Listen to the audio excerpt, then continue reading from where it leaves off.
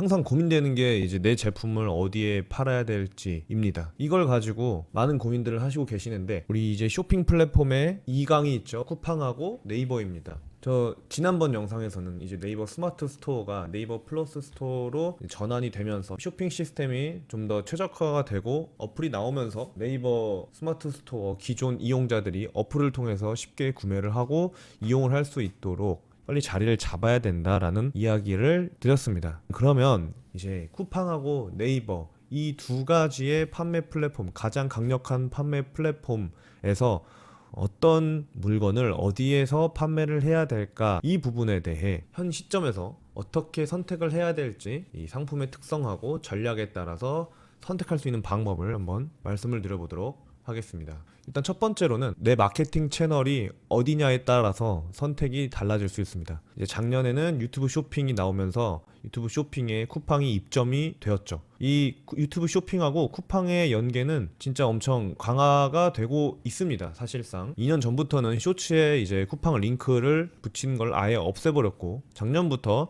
쇼츠 영상에 유튜브 쇼핑을 엮어서 쿠팡 사이트로 바로 연동을 한 다음에 유튜브 시청자들이 구매를 쉽게 할 수 있도록 시스템을 강화하고 있습니다. 실제로 유튜브 미드폼이나 아니면 숏폼에서 라이브로 커머스를 하는 크리에이터들이 굉장히 많아졌기 때문에 이 유튜브하고 쿠팡은 상당히 결합이 잘 되어 있다고 볼 수가 있습니다. 충동 구매를 할 수 있는 그런 제품들은 조금 더 쿠팡에 적합하다고 볼 수가 있습니다. 그렇다면 반대로 이 블로그하고 네이버 카페 기반의 SEO 마케팅은 당연히 네이버 스마트 스토어가 훨씬 더 적합하겠죠. 왜냐하면 네이버 스토어랑 연동이 되는 것도 쉽고, 대놓고 이제 뭐 블로그 마켓이라는 것도 나왔기 때문에 이 블로그는 네이버에 있는 스마트 스토어랑 연계가 정말로 쉽습니다. 그리고 이따가도 뭐 이야기를 할 테지만 네이버 스마트 스토어는 일반적으로 비교적 쿠팡보다는 고관여 상품이 좀 더 많이 판매가 되기 때문에 이 고관여 상품의 경우에는 실제 내가 몇 번이고 돌려볼 수 있고 천천히 볼 수 있는 블로그 글이나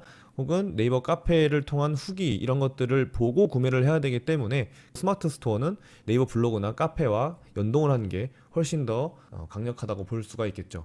그래서 결론을 말씀드리면 유튜브는 쿠팡, 그리고 블로그는 네이버와 결합이 잘 돼 있다. 하지만 이제 네이버도 최근에 이 유튜브 쇼폼처럼 네이버 클립이 나오고 있고, 또 네이버 쇼핑 라이브도 있기 때문에 나중에는 어떻게 보면 이제 유튜브가 네이버랑 같이 연동이 될 수도 있다고 예측을 할 수가 있겠죠. 내가 만약에 지금 유튜브를 하고 있다, 유튜브 채널을 뭐 운영한 게 있다 한다면은 쿠팡으로 판매를 할 수 있는 제품을 소싱을 하거나 아니면 쿠팡에서 판매를 하는 것이 좀 더 좋고, 내가 지금 블로그를 운영을 하고 있다고 한다면 네이버에서 판매가 잘 되는 제품을 판매를 하거나 혹은 내 제품을 그냥 네이버에서 판매를 하는 것이 조금 더 효율적이라고 볼 수가 있습니다. 만약에 이 둘 다를 하고 계시지 않는다면 먼저 내 상품이 어떤 상품인지를 파악을 하고, 물론 그 카테고리 안에서도 저관여 상품이 있고 고관여 상품이 있기 때문에 이 카테고리만 보고 정하는 것이 아니라 내 상품 자체가 어떤 것에 더 효율적인지를 먼저 생각을 하고, 이게 유튜브로 가야 될지 블로그로 가야 될지를 정하고, 이 둘 중 하나는 무조건 마케팅 채널로서 운영을 하시는 것을 추천을 드립니다. 그리고 두 번째로는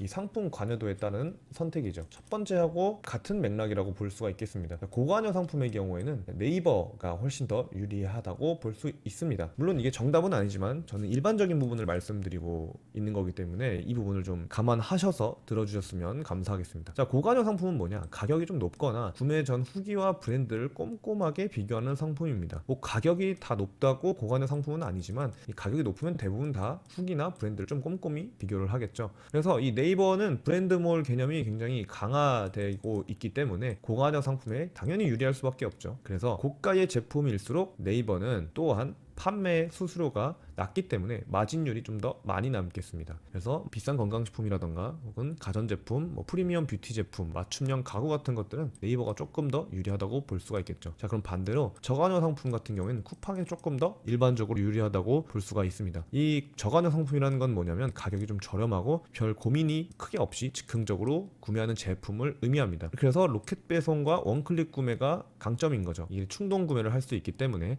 그래서 고객들은 이 모든 상품들에 대해서 빠른 배송을 원하고 비교 과정이 짧기 때문에 쿠팡 앱에서 그냥 바로 결제를 해가지고 구매를 할 수 있기 때문에 저가형 상품이 쿠팡에서 유리할 수밖에 없습니다. 그래서 쿠팡은 사실 트래픽이 엄청나게 많기 때문에 그냥 단순 소싱 제품이라던가 아니면 내 제품의 가격 경쟁력이 있다고 한다면 쿠팡에서 판매를 하는 것이 훨씬 더 유리할 수가 있습니다. 그래서 생활용품이라던가 휴대폰 액세서리, 반려동물 용품 같은 거 이런 것들은 쿠팡이 조금 더 유리하겠죠. 자, 그래서 결론은 뭐냐면 이제 브랜드 인지도가 좀 중요하거나 꼼꼼하게 비교해야 되는 이 고관여 상품은 네이버를 좀 추천을 드리고, 저렴하고 충동 구매가 가능한 상품은 쿠팡을 추천을 드립니다. 이 탐사 스파클링 플레인, 이 탄산수처럼 이렇게 자주 구매를 하면서 그리고 바로 빠르게 내가 결제를 해야 되는 상품들은 쿠팡에서 조금 더 잘 팔리겠죠. 하지만 또 사람들의 고객들의 성향에 따라서 이 탄산수도 탄산수끼리 비교를 해야 되고, 그리고 뭐 가격도 비교를 해보고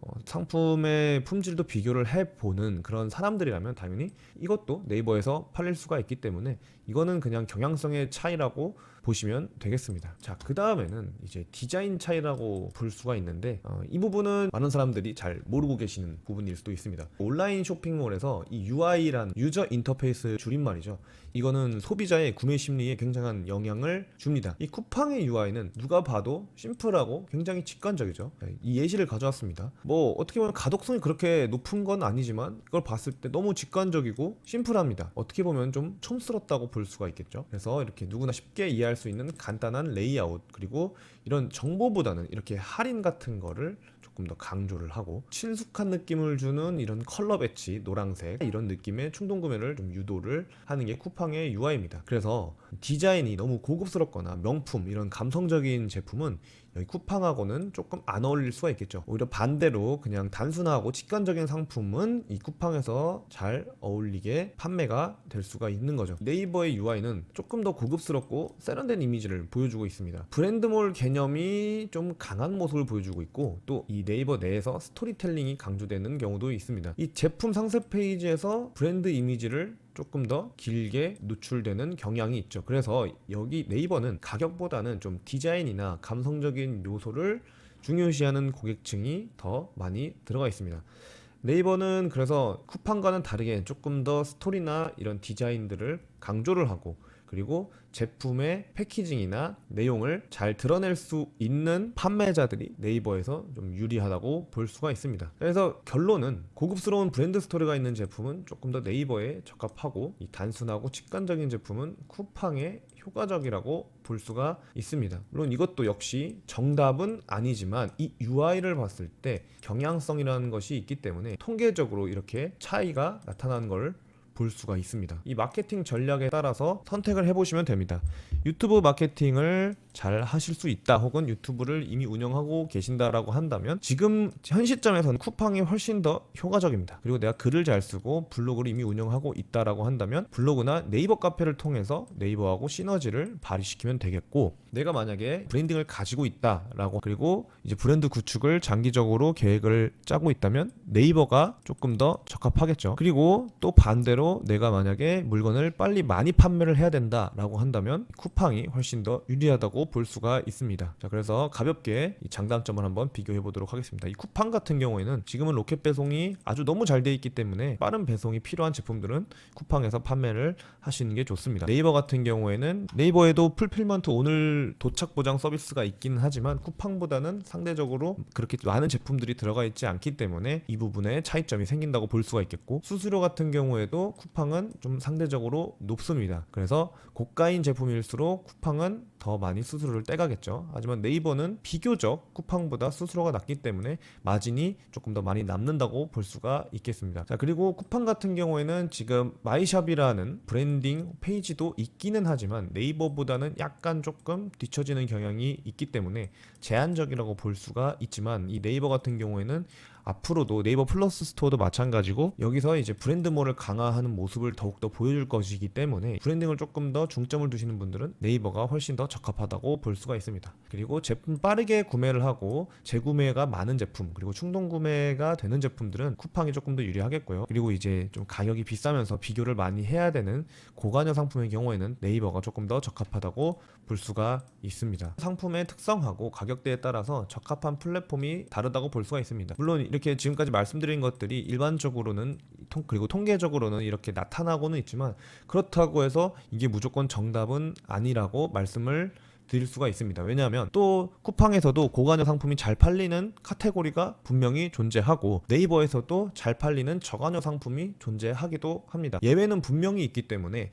이 부분을 단적으로 접근하지 마시고 좀 더 입체적으로 생각을 해 보신 다음에 쿠팡이랑 네이버 두 개 다 한번 입점을 해 보시고 그 중에서 내가 직접 분위기를 파악을 해보면서 점차 자리를 잡아서 나가신 것을 추천을 드리겠습니다. 반드시 기억하셔야 될 것은 무조건 정답이 아니라는 점. 자, 그래서 어떻게 결정을 해야 되냐면 상품의 특성을 먼저 파악을 하셔야 되고요. 그리고 가격대나 관여도를 한번 확인을 해보시면 됩니다. 내가 빨리 판매를 해야 되고 많이 판매를 해야 한다면 하셔야 되고, 브랜딩 같은 경우에는 당연히 조금 더 네이버가 유리하겠죠.